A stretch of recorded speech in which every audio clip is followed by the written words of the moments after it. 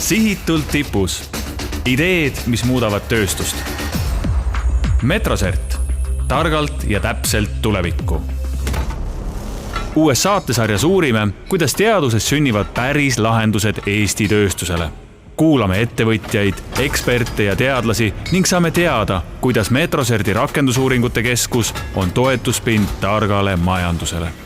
Iga osa toob kuulajani lood, mis muudavad meie tööstust targemaks, tugevamaks ja kasulikumaks kogu Eestile. Tere head kuulajad ning tere tulemast kuulama saate Sihitult tipus järjekordset saadet. Sel korral räägime sellest, kuidas Eesti ettevõtlus rahvusvaheliseks muuta ning samas ka kuidas teha nii, et meil Eestis endal rahvusvahelist kogemust võtta ja jagada oleks ning seda just eriti siis teadusega kooskõlas. Saates on 3 külalist, Metroserti juhatuse liige ja rakendusuuringute keskuse juht Indrek Tulp. Tervist. Teaduste Akadeemia president, Metroserti nõukogu liige Mart Saarma. Tere. Ja Jook Production OÜ ja nüüd tänaseks võib ka öelda kõlavalt, et Starbucksi koostööpartner Katri Kõvask. Ja, tervist. Ma küsin algatuseks ühe sellise avatud küsimuse, millele te saate ilmselt kõik vastata, et eksport on siin küll osades valdkondades kasvanud ka, aga arvestades viimase aja meediapilti, siis pigem jääb mulje, et ekspordiga ei ole tähendab nii hästi, kui ta võiks olla. Mida siis on vaja Eestis muuta, et me saaksime rohkem midagi maailmale pakkuda või siis vastupidi, et nad tahaksid just meid? No ma arvan, et esimeses lähenduses on tähtis see, et need tooted ja teenused, mida me tahame eksportida, on konkurentsivõimelised. Ja konkurentsivõimelised tänapäeval sellises kiires, agiilses ja muutuvas turul peab vähemal või rohkem määral alati olema läbi arendustsüklit. Ehk siis see, et sa pead pidevalt oma tooteid uuendama, et aja kaasas käia, muidu sa kaotad oma konkurentsivõime. Ja seetõttu see arenduspool on tähtis, arendus tuleb teadusarenduse poole pealt, hakkab kõigepealt ka oskusteabest pihta, et kuidas seda teha, kuidas neid arendusi hoida ja läbi viia. No suures plaanis nõus jah, et see konkurentsivõimelisus ehk siis ütleme moodsamalt väärtuspakkumine, et sul on õige toode või teenus õigel ajal, õiges kohas, et see on selline pilet turule, et see peaks olema, aga see ei ole sugugi nii lihtne, nagu see tundub, et konkurentsivõimeline kogu lugu, et kui sa alustad mingisugust tootearendust ja sa pead seda verifitseerima, sa pead seda hakkama vaikselt skaleerima, siis selleks turuks, kus sa seda kõigepealt katsetad, tavaliselt ongi Eesti on väga väike. Ja see ei pruugi olla näiteks investorite jaoks piisav tõestus, et see äriplaan on üldse elujõuline. Ja selle tõttu tuleb väga kiiresti leida mingid eksportturge või mingeid muid lahendusi, kuidas saaks suuremas mahus skaleerida, et tõesti olla kindel, et see sinu plaan töötab ka rahvusvahelistel turgudel.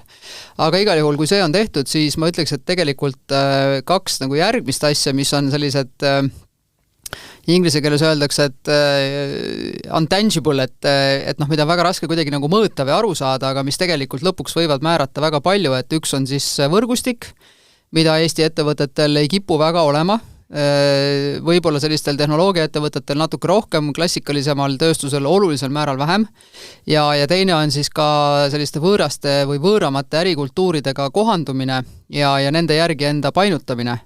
Ja võt selle viimasega on meil võib-olla tulenevalt meie DNA-st või ma ei tea, see on selline huvitav uurimisobjekt, et mis meil täpselt nagu see probleem on, aga võt sellega meil on nagu muresid, et me kuidagi nagu arvame, et kõik peaks meie järgi painduma ja kui nad siis ei paindu, siis me oleme veel toriseme ka, et mis on nüüd viga on, et sai ju kokku lepitud, et esmaspäeval kell 3 tuleb info, et mis mõttes see tuleb alles ülejärgmise nädala teisipäeval kell 5 on ju, et selline väga labane näide, aga sealt edasi ka, et meie arusaam ja taju võõrastest kultuuridest ega selline võib-olla lastetuba ikkagi on täitsa tõsine probleem, et ja kui sa käituda ei oska õigesti seda kultuuri nii-öelda teatava respektiga ei kohtle, siis ega sul seal väga lootust ei ole.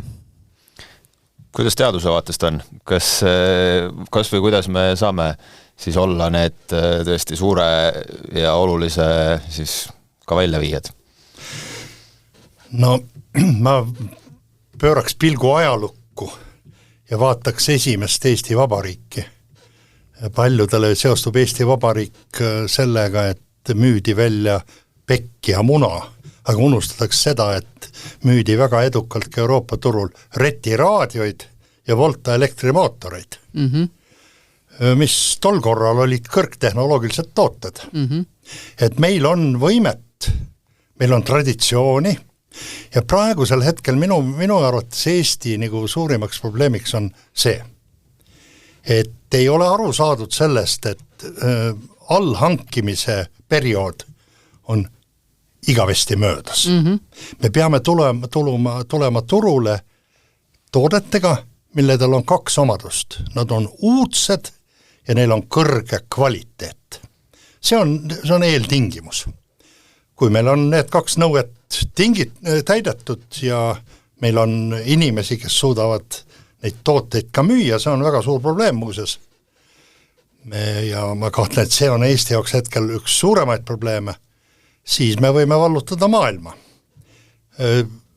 Kui me 3. märksõna otsime, siis see 3. märksõna on nagu kõrgtehnoloogiline ehk teadust sisaldavad tooted.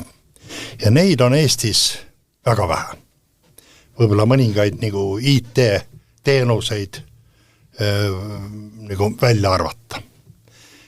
Need oleks sellised tooted siis, mis kaaluvad vähe, kasutavad vähe energiat, vähe toorainet, aga mille grammi hind on miks mitte miljonites eurodes.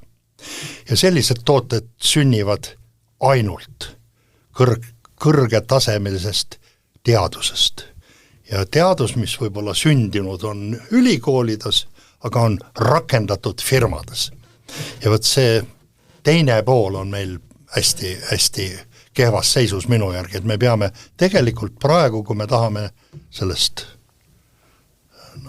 võiks öelda, kuristikust välja tulla, me oleme siiski miinustes praegu majandusega, mis on kaunis unikaalne seis Euroopa riikide seas. Kui tahame siit välja ronida, siis me peame eelkõige just vaatama rakendusteadust. Ja rakendusteadused toimuvad põhiliselt firmades. No Metroserti puhul võibki öelda, et just need kõrgtehnoloogilised lahendused ja kõik see valdkond ongi ju teadusega kooskõlas fookuses. Kuidas te näete nüüd selle lühikese ajaga, mil Metrosert on tööd juba teinud, kas see selline lahendustele orienteeritus, kõik see muu hakkab vaikselt tulema ja meil vaikselt siiski tuleb, saame sealt paisu tagant välja ja saame oma ekspordi koos väga kvaliteetsete toodetega käima?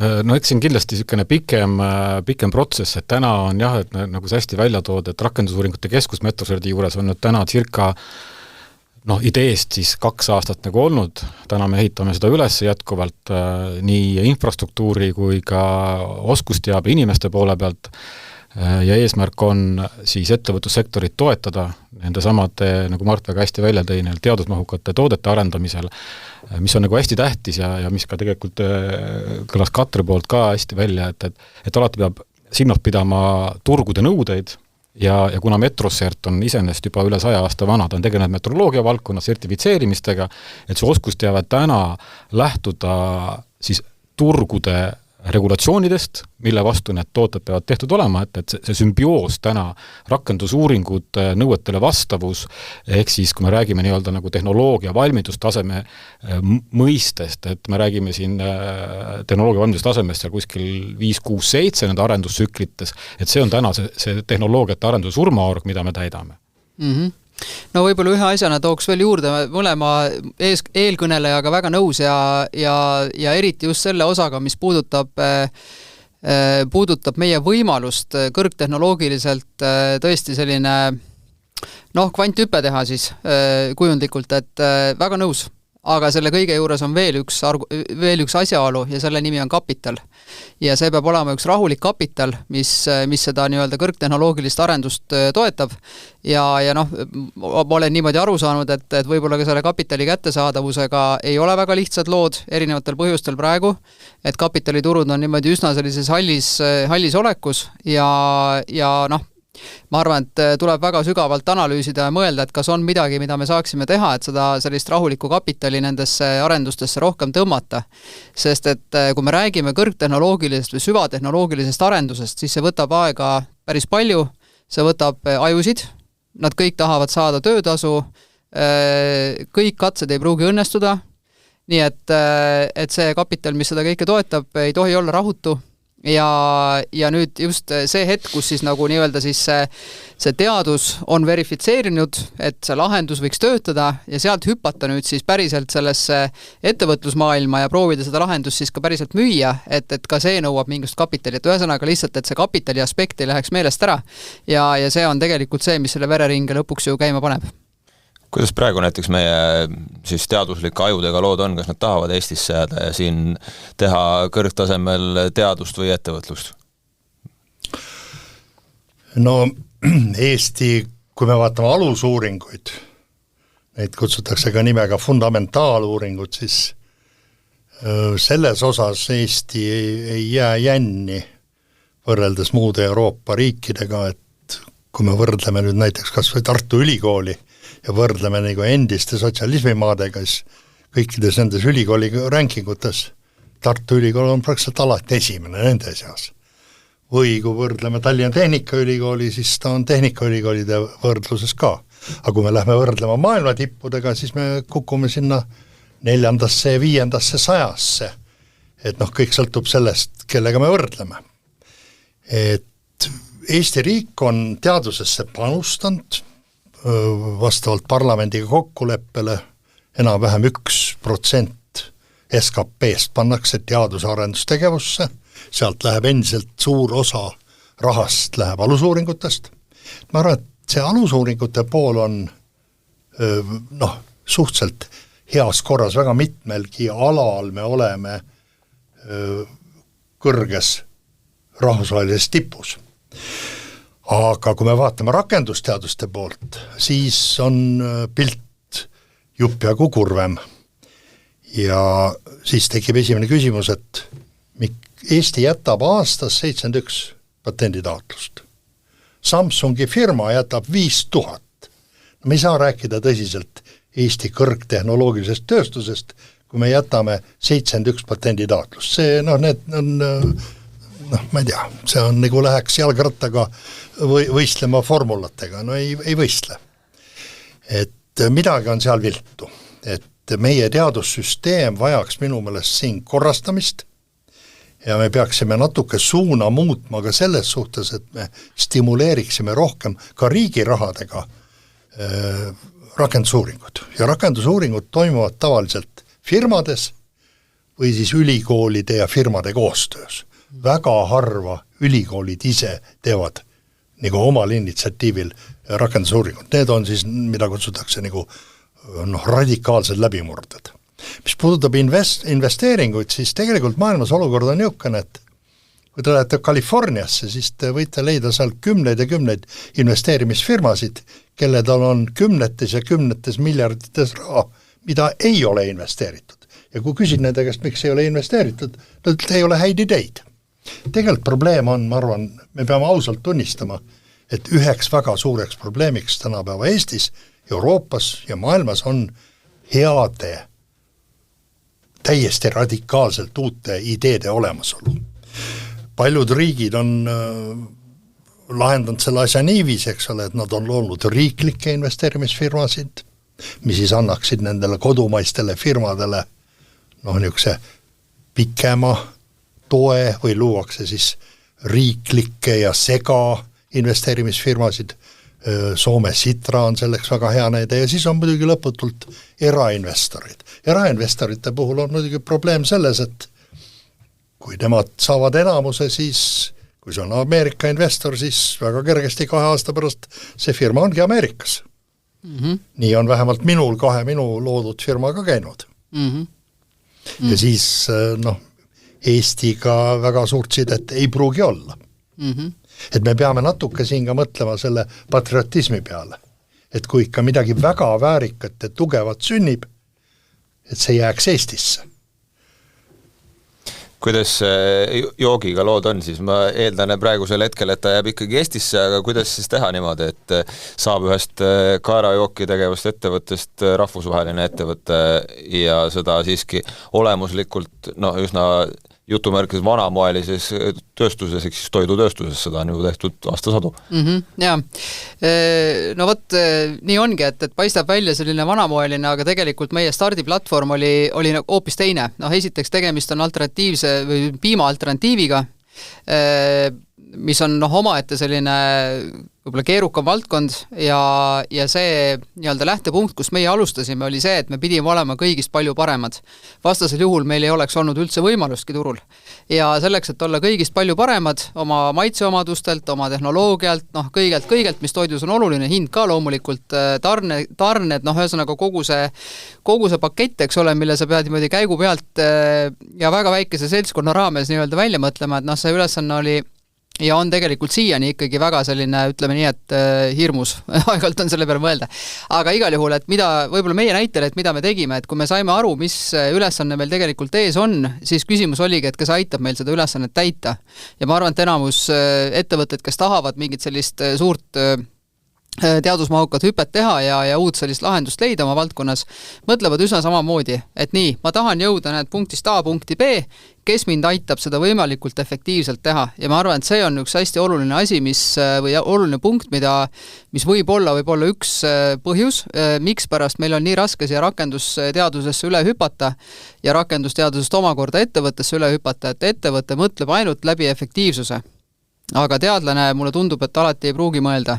Ja meie siis läksime, kuna Eestis tegelikult tarkust pisut oli, TFTAC-i abi me ikkagi kasutasime, aga see tarkus oli teatud maani piiratud ja teistpidi, et ei olnud võimalik ka sellist pooltööstuslikku katsetki teha, et ei olnud vastavat masinaparki, siis tuli minna välismaale. Nii et tegelikult joogi sünni taga on Eesti, Rootsi ja Belgia teadlased. Ja ma ütleks, et pigem 2/3 välismaalt, 1/3 Eestist.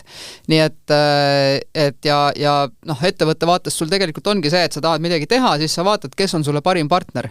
Ja seal see patriotism on selline, ma ei tea, ma ei taha öelda, et seda üldse ei ole, aga tegelikult, kui sul on ülesanne antud, sul on investorite ootus, siis sa pead selle kuidagi täitma, eks ju, ja seal tegelikult ju tähtis on see, kes parima tulemuse annab võimalikult kiiresti, võimalikult efektiivselt.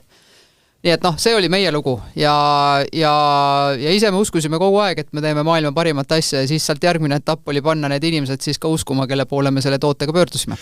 Ma tahan natuke korrigeerida saatejuhi kommentaari, et toiduainete tööstus on väga niisugune klassikaline. Provokatiivne küsimus. Toiduainete tööstus on mida kõrgtehnoloogilisim.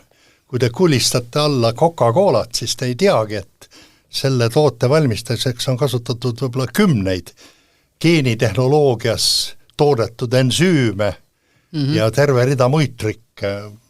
Tõenäoliselt ka teie tootes on väga keerulisi kõrgtehnoloogilisi meetodeid ja produkte kasutatud, et toiduainete tehnoloogia on tänapäeval väga-väga kõrgtehnoloogiline. Nii on, jah.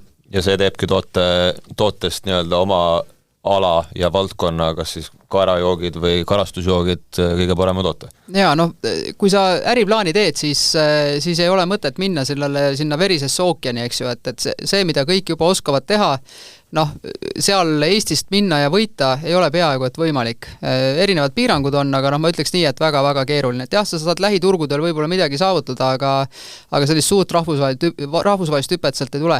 Kui sa tahad teha midagi teistmoodi, siis sa pead suutma investeerida tehnoloogiasse ja suutma seda tehnoloogiat siis ka piisavalt rakendada, et see tõesti siis selle võidu annaks.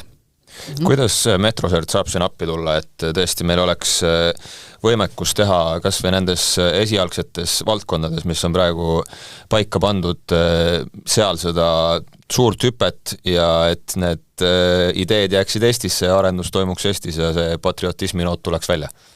No just väga hästi, nagu Katre ka välja tõi selle, et sellise kõrgtehnoloogilise arenduse jaoks on sul vaja infrastruktuuri ja ka inimesi, on ju, et teil oli vaja Rootsis ja Belgias, eks ole, inimestega koostööd teha. Meie eesmärk on täna see oskusteave nüüd sellisel grupi tasemel üles ehitada siin, tuua välismaalt inimesi juurde, teha koostööd, me täna juba oleme tagasi, heas mõttes nagu tagasi kutsunud ka eestlasi, kes on välismaal praktiseerinud peale oma doktorikraadi saamist, et tulevad siia tagasi, aitavad meid.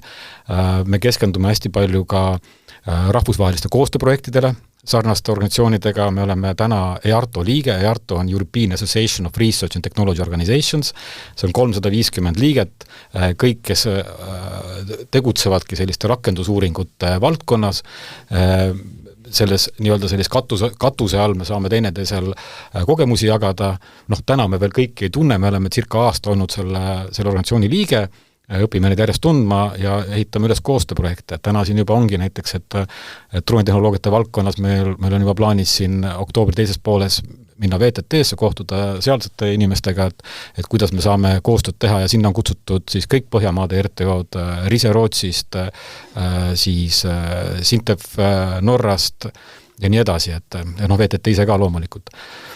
Et see pool ka, et inimesed on hästi tähtsad, see oskusteabe kasvatame tähtis, kõike me Eestis teha ei suuda, me oleme ikkagi pisikesed, me peame endale aru andma ja peame tegema õigeid valikuid. Seetõttu ka see, et täna Metroserti rakendusuuringute keskus on välja valitud 5 fookusvaldkonda, et keskendume täpselt nendele, et me ei keskendugi, et me teeksime kõike. Küll aga läbi oma võrgustiku me saame jagada infot, et kus kohas saab muid asju teha. Et kui näiteks tuleb mõni ettevõtja, kellel on vaja lahendada probleemi valdkonnas, millega me ise ei tegele, me oskame neid suunata siis teiste partnerite juurde, kas Rootsi, Soome või siis kuskile Kesk-Euroopasse, Fraunhoferisse või teistesse RTO-desse. Praegu on siin laua taga ka iseenesest on täpselt 3 osapoolt on koos, Metrosert ja siis nii teadlaste kui ettevõtete vaade. Võtame näiteks teaduse poolelt, et mis on Teaduste Akadeemia, aga ka laiemalt Eesti ülikoolide üldse teadlaste ootus Metroserdile, et mis hüpe sealt nüüd peaks tulema, sest et karta on, et päris riigi rahakotte see nüüd kohe tummiselt lahti ei löö, aga algus seegi. No ma arvan, et see tee on olnud kivine, et ülikoolid algul ei hõisanud rõõmust, kui rakendusuuringute keskus loodi. Võib-olla osalt ei mõistetud, mis on sellise keskuse roll. Kardeti, et tullakse ja võetakse rahad ja paremad inimesed ära. Ja see on nagu asja üks aspekt. Teine aspekt on see, et võrreldes nagu suurte firmadega on Metrosert ikkagi ja rakendusuuringute keskus ikkagi niisugune pisikene sääs, kes on hobuse õla peal ja loota, et see pisikene sääs hobuse õla peal muudaks hobuse kogu elu on ta võib-olla natuke liialdatud. Eelkõige see rakendusuuringute keskus, seda me näeme Fraunhofer ja seda me näeme VTT puhul. Ta on niisugune, mis toetab, aitab, avab uusi uksi, toob sisse uusi tehnoloogiaid. Ka ikkagi firmad on need, kes neid tooteid toodavad ja neid turule viivad ja raha sisse toovad. Et ei saa panna rakendusuuringule keskusele, mille eelarve on ikkagi hästi pisikene veel kõiki maailma lootusi, et see on ebareaalne. Et nad suudavad teha nendes 5 valdkondas pakkuda oma abi, oma teenuseid. Nii eelkõige Eesti ettevõtetele, aga miks mitte ka Euroopa ja Ameerika või maailma ettevõtetele. Teaduse poolelt vaadates võib-olla üks asi, mis ei ole inimestele alati päris selge, on see, et ülikoolid töötavad selle nõnda nimetatud Humboldti vaba ülikooli printsiibil, mis eesti keelde tõlgituna tähendab seda, et kui mind valitakse kas Tallinna Tehnikaülikooli või Tartu Ülikooli professoriks, siis mitte keegi ei saa mulle öelda, mis uurimistööd mina teen, vaid mina otsustan, mis uurimist ma teen. Ja küsimus on selles, et kas ma leian kellegi, kes seda uurimist finantseerib. Sellest johtuvalt väga suur osa Eestis tehtavast teadusest, aga sama on Rootsis ja Taanis ja Soomes, ei olegi partnerit Eestis, vaid partnerid on mujal. Et kui me tahame Eesti teadusest sündinud tulemusi rakendada laialt, siis me peame palju vaeva nägema selle peale, et tekiks korralikud patentide portfellid ja siis suudaksime neid litsenseerida välisfirmadele. Et see on üks väga oluline valdkond, kus tegelikult väga paljusid Eestis sündinud teadustulemusi võiks rakendada. Ja teine rida on siis teha koostööd Eesti firmadega, aga Eestis neid firmasid, kes on tõeliselt teaduspõhised. Minu jaoks on teaduspõhine firma see, kelle palgalehel on rohkem kui 5 teaduste doktorit. Kui teaduste doktoreid ei ole palgalehel, siis minu meelest seal ei tehta teaduslikku uurimistööd. Ja neid firmasid, ma arvan, on, ma ei tea, kas nii palju on? 10 vast on ikka, jah. Aga neid ei ole palju. Et sinna suunda me peame minema. Ja meil on häid näiteid. Meil on siin klassivend Mart Ustavi loodud Icosageen, kes pakub töökohta 40 teaduste doktorile. Neid firmasid on veel. Et sinna me peame minema seal ja sinna suunda peaksid ka ülikoolid ja Teaduste Akadeemia oma tegevuse sihiku suunama ja nüüd Teaduste Akadeemia uue juhina ma üritan vähemalt meie eelarve on veel 20 korda väiksem isegi kui Rakendusuuringute Keskusel, et minu töö on põhiliselt inimesi veenda. Aga vähemalt nüüd on ülikoolide suhtumine natukene muutunud, et ikkagi saadakse Metroserti rollist juba aru. Ma väga loodan seda, et ma tunnen paremini Tallinna Tehnikaülikooli, kus ma olin 10 aastat nõukogus ja vähemalt Tehnikaülikooli juhtkond saab Rakendusuuringute Keskuse vajadusest minu meelest väga hästi aru. Saan rõõm kuulda. Kuidas ettevõtjate vaatest on? Mis on ettevõtja ootused, lootused Metroserti osas? Jaa, nagu öeldud, et siis ettevõtja on selles suhtes, kuidas ma ütlen, et võib-olla isegi kohati natuke laiema vaatega, loomulikult kui Metrosert tuleb ja pakub meile võimalust ja see on mõistlikel tingimustel ja meie jaoks sobib, siis me loomulikult seda võimalust kasutame, aga veel kord, et Metrosert konkureerib ka kõigi nende eelnimetatud keskustega ja ei ole ju mingit täna teadmist, et kui ma ütlen teile, et on vaja väga huvitavalt ensumeeritud meie tehnoloogia või tehnoloogilise ülesehituse jaoks sobivat mingisugust jooki toota, et kas teil tegelikult see võimekus selleks on või ei ole, ma tegelikult ei tea, et eks seda peabki uurima. Aga ma olen sellega väga nõus, et teaduste doktoreid tuleb tõmmata rohkem ärisse. Meil on ettevõttes kokku 20 töötajat, nendest üks on PhD ehk siis teaduste doktor. Ma arvan, et sellise suuruse kohta päris hästi on ju. Et tead, Mart heitis ka, et pöial püsti, et jess on ju, midagi on õigesti teinud.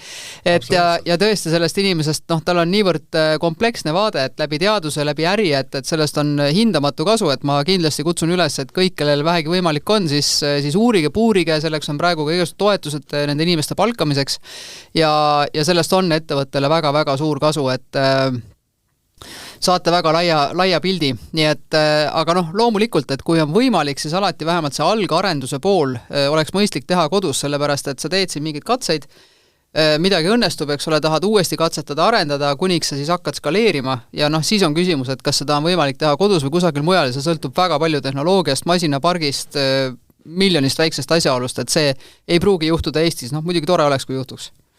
Ma kinnitan, mida kolleeg praegu räägib, et tegelikult ettevõtjad on väga targad. Nemad võtavad teenusi sealt, kus on parim. Ja loomulikult nii nad peavadki tegema, selles mõttes Rakendusuuringute Keskus on konkurent.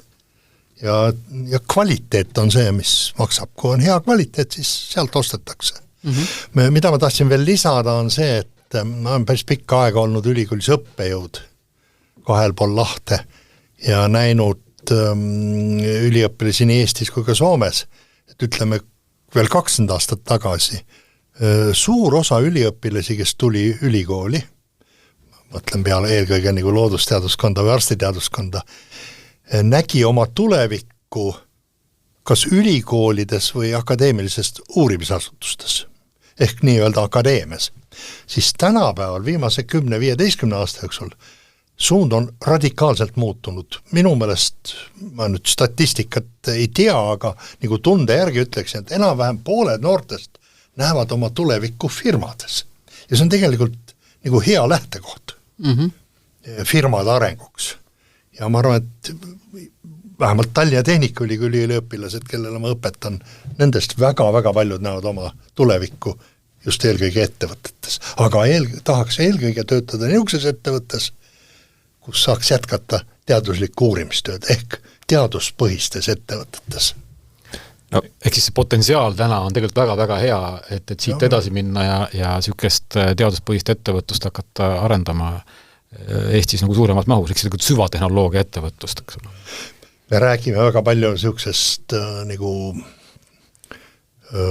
ökosüsteemist, mis siis tähendaks seda, eks ole, et on teadlased, kes midagi leiutavad, avastavad, siis et seda leiutust või avastust saaks kommertsialiseerida, see tuleks patenteerida ja osa siis rakendada, osa siis litsenseerida mujale, välismaale ja noh, kõigeks selleks on vaja siis, eks ole, on vaja inimesi, kes oskavad patente kirjutada, oskavad neid patente siis Euroopas, Ameerikas, Aasias kaitsta, siis on olemas inimesi, kes on kompetentsed rasketeks kommertsläbirääkimisteks Jaapanis, Hiinas, Ameerika Ühendriikides, need ei ole üldsegi mitte lihtsad. Ja siis sinna juurde tulevad, eks ole, investorid, eksperdid, asjatundjad, et siin on meil minu meelest seal päris palju tegemist, et No üleüldse tegelikult kõik, mis puudutab, ma ütleks müügitööd, et on see patendi registreerimine või siis ka selline justkui nagu väga lihtne kaerapiima müük, eks ole, et noh, selles osas on Eestis ikkagi suhteliselt nagu vähe kogemust, ma ütleks niiviisi, et võib-olla patentide müügil on rohkem, ma ei tea, ei ole kompetentne, aga ütleme sellise äriprodukti müümisel no loodame, et noorem põlvkond tuleb ja teeb paremini kui meie vanused, aga tõesti neid inimesi, kellel oleks kogemust ja seda võrgustikku just, sest et ikkagi maailm on kokkuvõttes väga väike, ma arvan, et igas valdkonnas on niimoodi, et kui sa lähed mõnele uuele turule, siis seal on väga niisugust loetud hulk, võib-olla 2 käe sõrmedel üles loetud hulk inimesi, kes lõpuks otsustavad, kas sul läheb hästi või sul läheb kehvasti. Ja nende inimestega tuleb luua kontakt, see kontakt peab olema pikaajaline, peab tekkima vastastikune usaldus ja siis kui läheb hästi ja kõik muud jumalad ka nii-öelda soosivad, siis õnnestub see tehing ära teha. Ja sellist suhete loomist, seda hoidmist, usalduse tekitamist, külalislahkust, no vot see on nüüd see koht, kus me peame ka väga kiiresti arenema, sest et lihtsalt see, et mul on hea toode ja siis ma agressiivselt ootan, et äkki keegi tuleb, on ju, et noh, see ei vii üldiselt sihile. Aga biotehnoloogia ja ravimite turg, mis on tänapäeval umbes 15 triljonit USA dollarit, mis kasvab enam-vähem kiirusega 14% aastas. Seal on olukord niiviisi, eks ole, et kui te tahate loota mingi uue ravimi, siis lootus, et mingi väike Eesti firma suudaks seda ülemaailmselt turustada, noh, kui keegi midagi niisugust juttu räägib, siis noh, ta lihtsalt ei saa mitte millestki aru. Isegi keskmise suurusega farmaatsiafirmad ei suuda turustada, vaid seda tehakse lepingutes suurte farmaatsiagigantidega. Siin turustamine on tähtis, selle kohta on niisugune skandinaavlastel niisugune nali, mille ehk lubate esitada. Ja see nali on niisugune, et uus tehnoloogia töötatakse välja Soomes, seda finantseerivad norralased, selle disainivad taanlased ja müüvad rootslased. Et see näitab seda, et ka Skandinaavias see turu tundmine on tegelikult paigas võib-olla tõesti ainult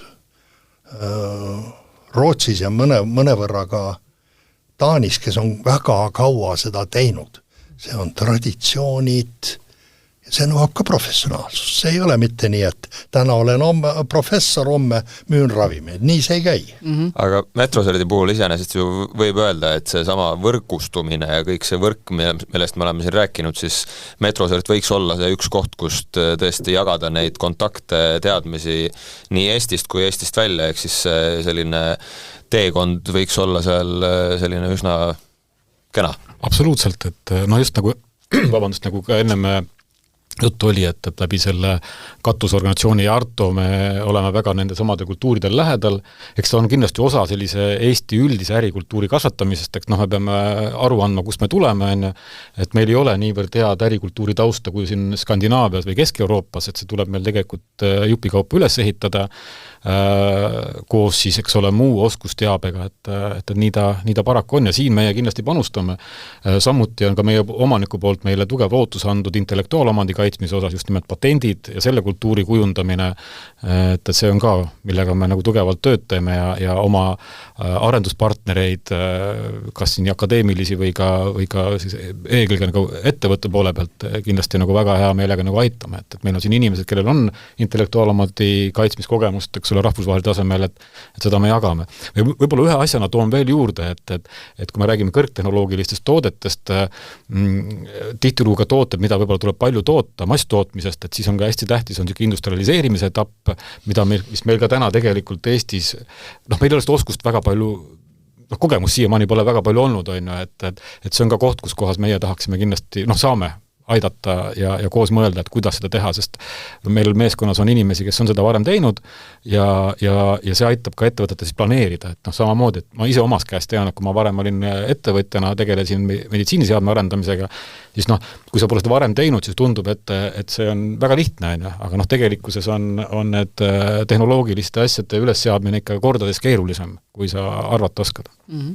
Kui mõelda nüüd lõpetuseks pisut sellise tuleviku peale, siis mis roll võiks olla Metroserdil, ütleme näiteks 5 aasta pärast, võib-olla 10, natukene palju kohe esimese raksuga öelda, aga et 5 aasta pärast, et Eesti ettevõtlust laiemalt eksportida, et kui kaugele me sellega oleme jõudnud ja mis roll temal selles 5 aasta pärast on?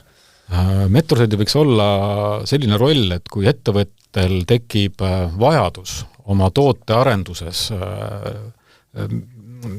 täiendada oma toodet ja tal endal seda oskust ei ole või tal oleks mingisugust spetsiifilist oskust juurde vaja, et Metrosert oleks esimene, kelle poole ta selle küsimusega pöördub ja meie oma rakendusuuringute keskusest, kui meil on kompetents olemas, eelkõige nendes 5 fookusvaldkonnas, mis meil on, aga kui see on väljaspool seda, siis me oskame edasi suunata kas siis ülikoolide juurde või siis rahvusvaheliste arenduspartnerite juurde, et ettevõtte saaks oma probleemile võimalikult kiire lahenduse, sest tegelikult ettevõtluses on aeg on raha ja sul on vaja ruttu lahendusi, et see, et sa uurid seda probleemi 3 aastat, tihtilugu see ei sobi ettevõttele, tal on vaja ruttu lahendust, nendel on ka tihtilugu see, et ootused on ka nagu natukene suuremad kui realism tegelikult on, aga kuskil seal keskel tuleb siis kompromiss leida, et ettevõtja saaks ikka kiiresti oma lahenduse kätte ja saaks oma tootega edasi minna, sest et innovatsioon ei oota, et kui ise ei tee innovatsioonist, teeb keegi teine selle ja siis saad ajast maha jäänud. Ja, just, ideed on õhus, et see kõlab nii kuidagi trafaretselt, aga tegelikult nii on, et kui sa kiiresti ei tegutse, siis tuleb konkurent ja napsab selle idee ja rakendab, eks ole, ja sa oledki oma suurepärasest mõttest lihtsalt ilma ja Eesti riik jääb jälle tuluvõrra nagu vaesemaks. Võime siis lõpetuseks tõdeda, et arenguruumi on, aga me oleme teel. Just nii. Täpselt. Suur tänu teile kõigile stuudiosse tulemast ja kohtumiseni siis järgmises saates. Aitäh! Aitäh! Sihitult tipus. Ideed, mis muudavad tööstust.